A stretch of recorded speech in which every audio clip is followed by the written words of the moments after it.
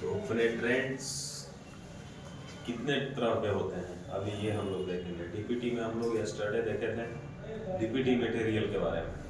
आज हम लोग देख रहे हैं पेनिट्रेंट्स के बारे में। तो पेनिट्रेंट का जो प्रकार है मुख्य रूप से विजिबल और फ्लोरोसेंट दो ही होता है। ठीक है, फ्लोरोसेंट जो अल्ट्रावायलेट लाइट में परफॉर्म किया जाता है,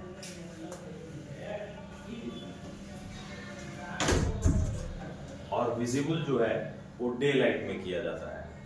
जैसे नॉर्मल ये भी लाइट ले सकते हैं जो बिजली से जलता है या फिर सूर्य का प्रकाश, वो विजिबल में आएगा। लेकिन फ्लोरोसेंट में आपको स्पेशल लाइट की जरूरत पड़ती है जिसको अल्ट्रावायलेट लाइट कहते हैं। तीसरा है ड्वेल, इसको ड्वेल सेंसिटिविटी भी बोलते हैं या ड्वेल मोड भी बोलते हैं,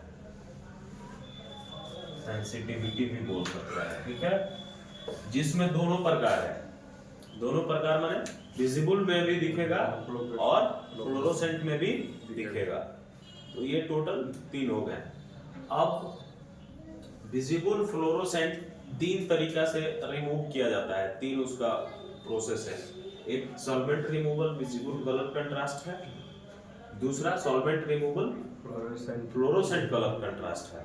तो दोनों ये सॉल्वेंट का ही हुआ। तो सॉल्वेंट, वाटर वॉशेबल, पोस्ट इमल्सिफिएबल, ये 3 तरीका से हम पेनिट्रेंट को परफॉर्म कर सकते हैं। तो सॉल्वेंट रिमूवल में भी विजिबल भी होगा, फ्लोरोसेंट भी होगा।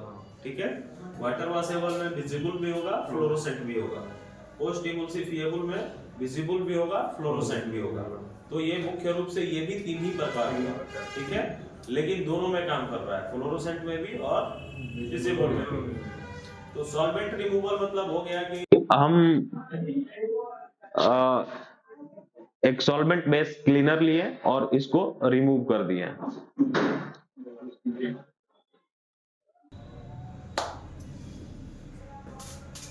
तो सॉल्वेंट रिमूवल में हम सॉल्वेंट के आधार पे क्या करते हैं, कलर कंट्रास्ट को रिमूव करते हैं। वाटर वॉशेबल में वाटर से करते हैं, पोस्ट इमल्सिफिएबल में पोस्ट इमल्सिफिएबल में जो आता है रिमूव करने के लिए उससे रिमूव करते हैं। ठीक है, फ्लोरोसेंट क्या है? Fluorescent is the emission of visible light. Fluorescent एक दिखने वाला प्रकाश का फैलाव है।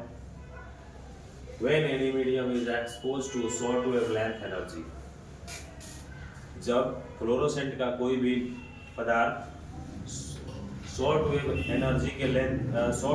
एनर्जी के संपर्क में आता है तभी ये एक्सपोज होता है, तभी दिखता है। तो अल्ट्रावायलेट लाइट क्या है? Ultraviolet light short wave length energy छोड़ता है, मतलब उसका जो प्रकाश का वेव है वो शॉर्ट वेव लेंथ एनर्जी है। तो यूवी लाइट के संपर्क में जैसे ही फ्लोरोसेंट आता है तो एक्सपोज हो जाता है, दिखने लगता है, दिखने वाला रूप में आ जाता है। ठीक है, ऐसे आपको नहीं दिखेगा। एमपीटी के प्रैक्टिकल में हम दिखाएंगे जो फ्लोरोसेंट मटेरियल है ऐसे आप डालेंगे तो पानी जैसा दिखेगा, लेकिन जैसे ही हम यूवी लाइट के संपर्क में उसको लेंगे तो हमको वो उसका कलर सब दिखने लगेगा। ठीक है, होल्ड किया हो ना, चालू कर दिया, चालू कर। डेवलपर फॉर्म, डेवलपर का कितना रूप होता है? तो मुख्य रूप से 2 ही होता है, ड्राई और वेट। ड्राई यानी सूखा, एज लाइक पाउडर। वेट यानी गीला। तो वेट में भी 2 तरह का होगा, एक्वास, नॉन एक्वास। एक्वास जो पानी से बना है, नॉन एक्वास जो पानी से नहीं बना है। केरोसिन ऑयल हो सकता है या केमिकल्स हो सकते हैं। ठीक है, both are high sensitivity by post emulsifiable and non aqueous. कह रहा है कि ड्राई और एक्वास जो है ये दोनों का सेंसिटिविटी लेवल हाई है। किससे?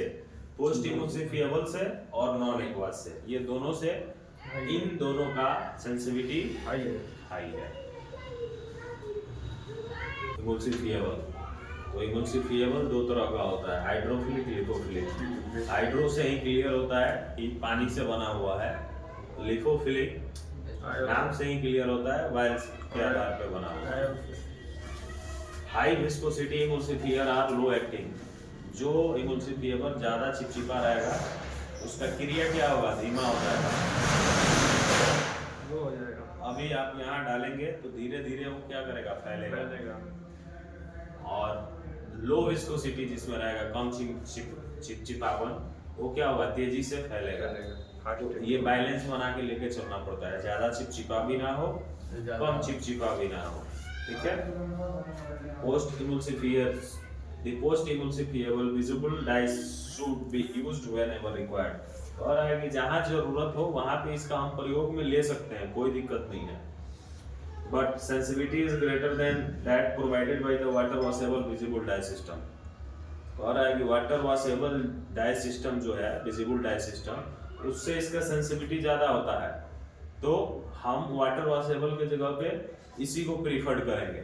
लेकिन बहुत सारा चीज़ें देखनी होती हैं यूज करने के लिए, ये थोड़ा कॉस्टली भी आता है, ईजिली मिलता भी नहीं है। अगर आपको लगता है कि आपका मटेरियल ज़्यादा वाटर के साथ रिएक्शन करके जंग वगैरह लगेगा, तो वहाँ पे आप इसको बदलते हैं।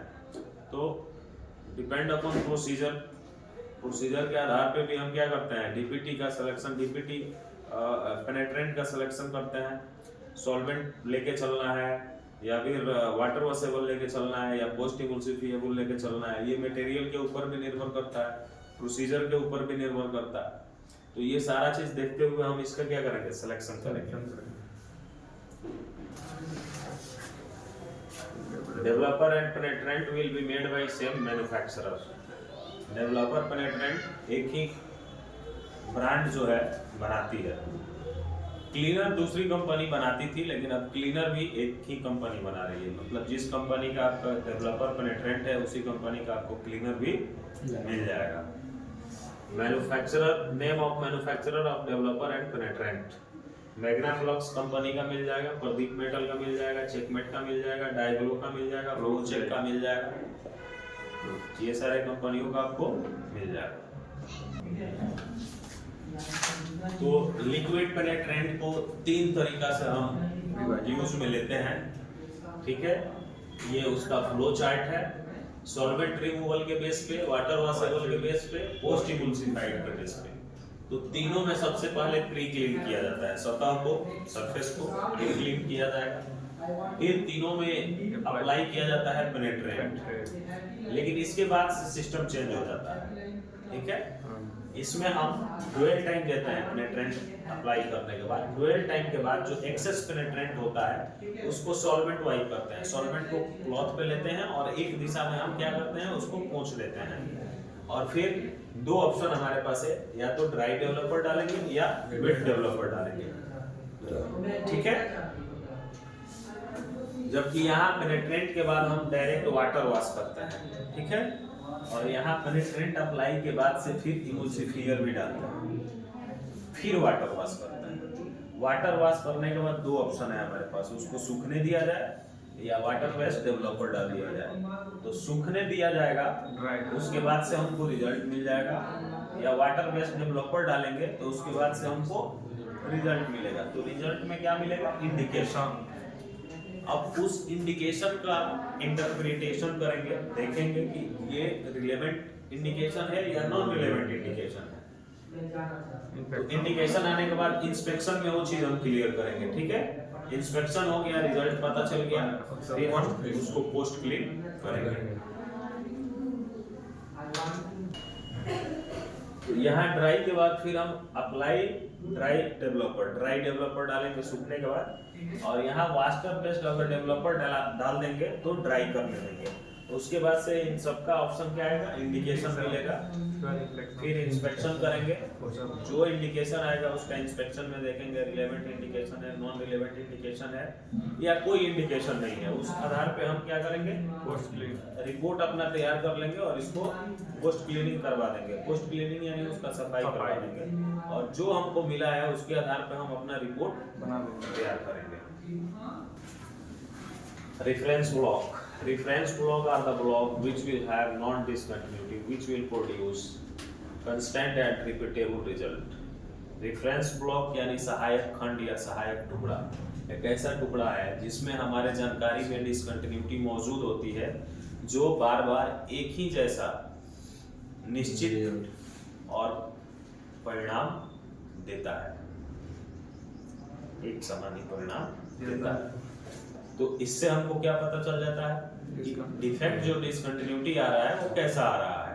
तो आगे आप जॉब पे जब जाएंगे तो उस तरह का कोई भी इंडिकेशन या डिसकंटिन्यूटी दिखेगा तो आप उसको क्या करेंगे, रिपेयर में डाल सकते हैं। दो तरह का यूज होता है इसमें, aluminium crack block, nickel chromium panel, लेकिन डीपीटी में इसका जरूरत नहीं है। कोई भी डिफेक्टिव मटेरियल लेके आप उस पर कैलिब्रेशन उसका देख सकते हैं, या कैसे डिफेक्ट आता है, इंडिकेशन आता है, ये देख सकते हैं। रिकॉर्डिंग इंडिकेशन, रिकॉर्ड करना उस इंडिकेशन को तो 3 तरीका है।